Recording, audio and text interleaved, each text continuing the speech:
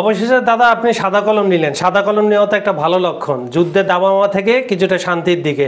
কিন্তু আমার ভয়টা যেখানে স্পষ্ট সেটা হচ্ছে আলাস্কা ওভাল অফিস, তারপরে বসবো কি বসবো না, অবশেষে রুবিও উইটকভ, হ্যাঁ সেটা।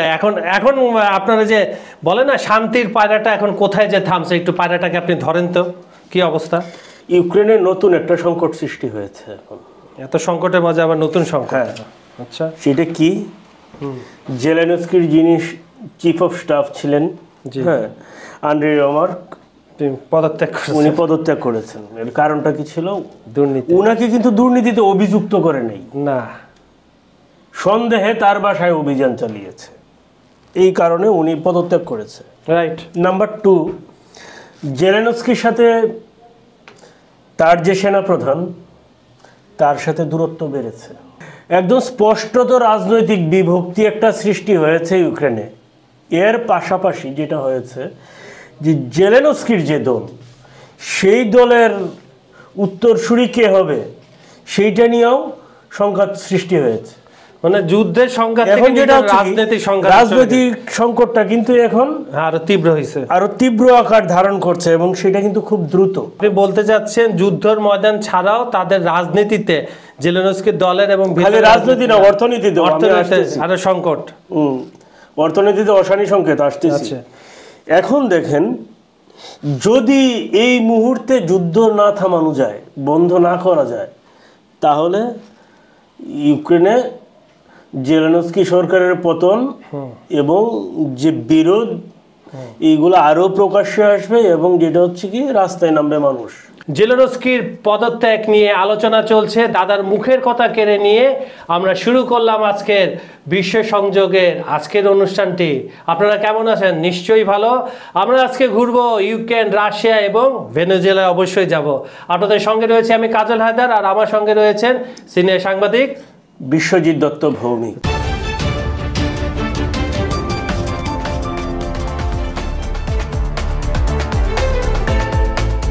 তার মানে অক্টোপাসের মতো সমস্যাগুলো এভাবে ধরে ফেলছে জেলেনস্কিকে। এখন দেখেন, ইউরোপের বিভিন্ন শহরে বিক্ষোভ হয়েছে, এর আগে ইউক্রেনীয়রা করছে। এখন ইউক্রেনীয়রা যদি তাদের দেশে নেমে আসে রাস্তায়, হ্যাঁ, against the Zelensky current government, তো তাহলে কি দাঁড়াবে? এমনিতেই রাজনৈতিক সংকটের কারণের প্রভাব, সংকটের যে প্রভাব, সেই প্রভাব কিন্তু অলরেডি যুদ্ধের মাঠে ময়দানে পড়েছে। রাজনৈতিক প্রভাব, সংকট যত বাড়ছে, যুদ্ধের ময়দানে ইউক্রেনের ক্ষমতা তত কমছে, মানে একটা আর একটার ব্যস্তানুপাতিক। এখন দেখেন, যদি হয়, এখন দেখেন ট্রাম্পের সাথে বৈঠক করতে, মানে ট্রাম্পের সাথে বৈঠক হবে না, বৈঠক হবে মার্ক রুবিওর সাথে, এবং সেইখানে থাকবে হচ্ছে স্টিভ উইটকফ। হ্যাঁ, আবার বৈঠকে নতুন হিসাব 2 জন যুক্ত হচ্ছে। একজন কে? কুশনার, জেরেড কুশনার হচ্ছে ট্রাম্পের মেয়ে জামাই, হ্যাঁ। আর হচ্ছে কে? রুস্তাম উমেরভ, সে হচ্ছে জেলেনস্কির যে প্রতিরক্ষা কাউন্সিলের সচিব। ঠিক আছে, এই 2 জন। আপনার রাশিয়ার লোক কোথায়? না, রাশিয়া হওয়ার আগে তারা হচ্ছে ওই যে একটা বৈঠক, ওই যেটা হচ্ছে রিফাইন্ড, হ্যাঁ, তথাকথিত রিফাইন্ড 6, 28, 19, এখন 22 হতে পারে, মানে 28 থেকে 19 যেটা ছিল, দফায় আসছিল রিফাইন করে, তাই তো? এই বলতেছে এইটাকে সুপার রিফাইন্ড করবে। রিফাইনের উপরে সুপার রিফাইন, ওয়াও! এখন কত সব বলতেছি, সুপার রিফাইন্ড করে তারপরে আগামী সপ্তাহে মস্কোতে যাবে। হ্যাঁ, তো যদি মস্কোতে যদি যায়, তাহলে কি হবে? এই ফাইন টিউন্ড, তাদের ভাষায় যেটা হচ্ছে ফাইন টিউনিং, হ্যাঁ, ফাইন টিউন্ড যে আলোচনা, এই আলোচনা মস্কো কি মানবে? আমি কালকে মস্কোর যে দফাগুলো ছিল, আমি গত পর্বেই আমি কিন্তু না মানার বিষয়টা একদম ক্লিয়ার করে দিয়েছি। ঠিক আছে, আর এই কারণেই হচ্ছে, যখন ট্রাম্প দেখছে যখন যে কোনোভাবেই রাশিয়াকে টলাতে পারছে না, তখন হচ্ছে ট্রাম্প হচ্ছে বেছে নিয়েছে কাকে?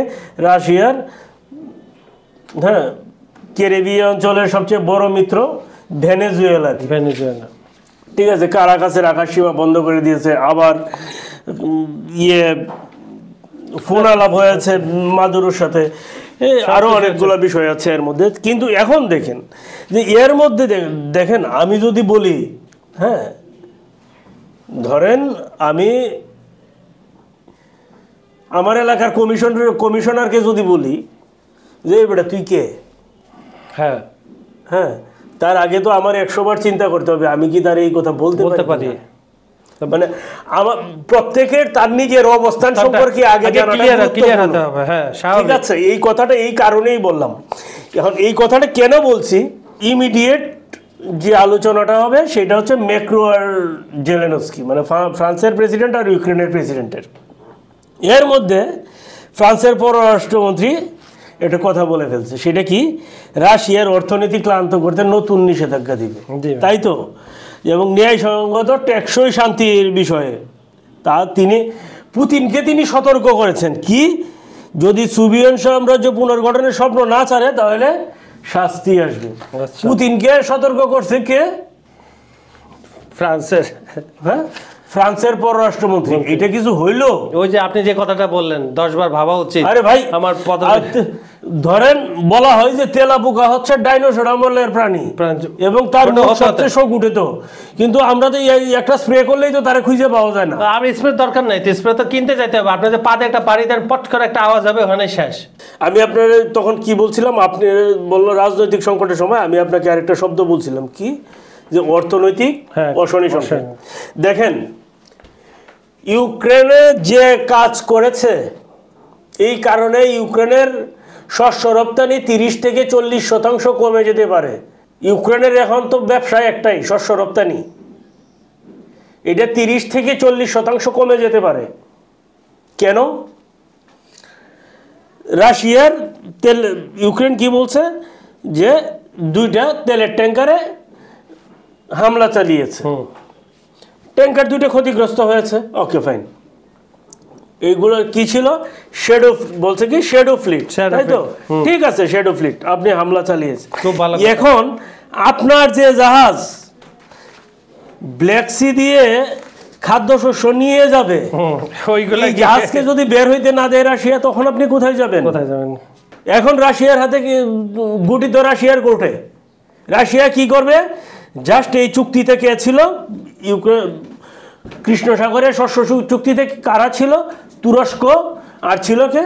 ইউরোপীয় ইউনিয়ন। হ্যাঁ, দুইজনকে 2টা চিঠি দিয়ে দিবে, যেহেতু আমার ব্ল্যাক ফ্লিটে আমার হামলা করেছে, সেই ক্ষেত্রে আমি কৃষ্ণ সাগর দিয়ে যে শস্য চুক্তি ছিল, এই সব শস্য চুক্তি বন্ধ করলাম।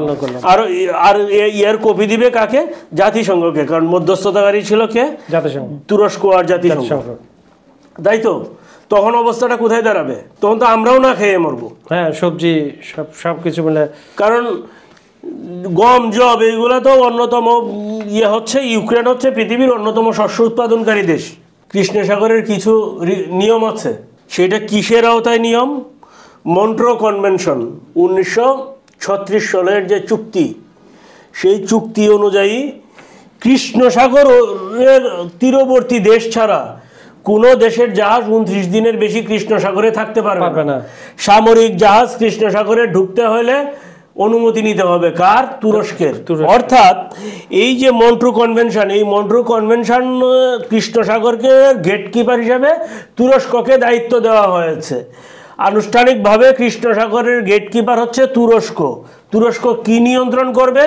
বসফরাস প্রণালী, দারদানেলস প্রণালী এবং মারমারা সাগর, এই 3টার নিয়ন্ত্রণ তুরস্কের হাতে।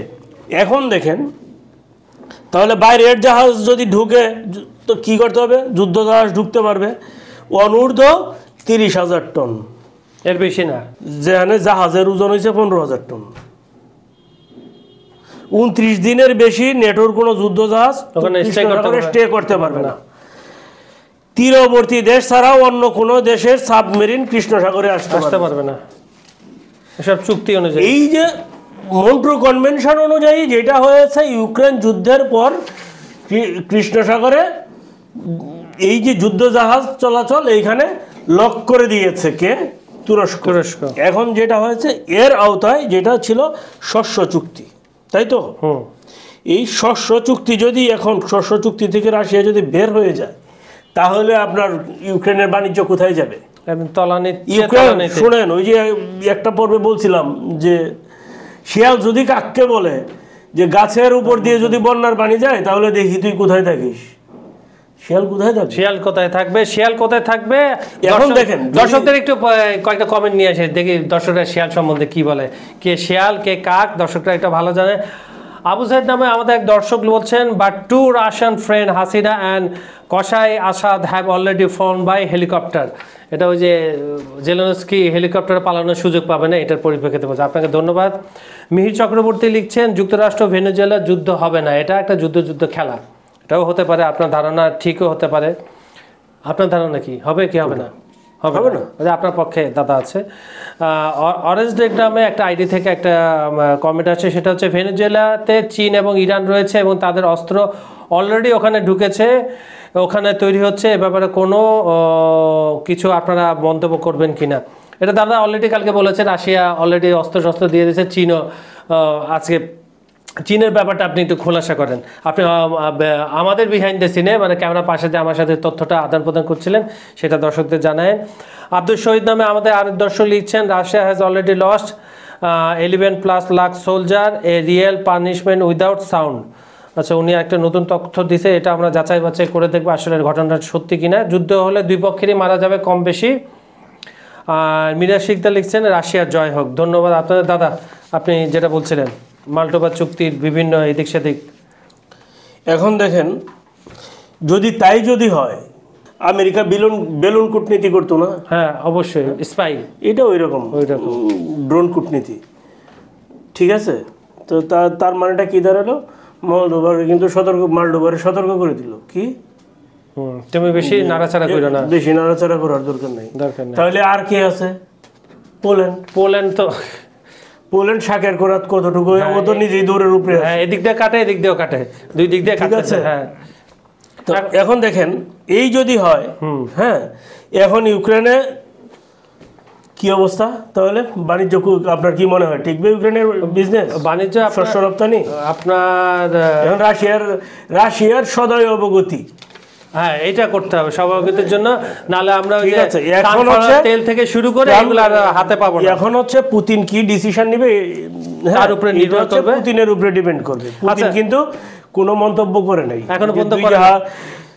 জানুয়ারি থেকে নভেম্বর পর্যন্ত কৃষ্ণ সাগরে 13টা জাহাজে হামলা চালানো হয়েছে, ডার্ক ফ্লিটের দোহাই দিয়ে।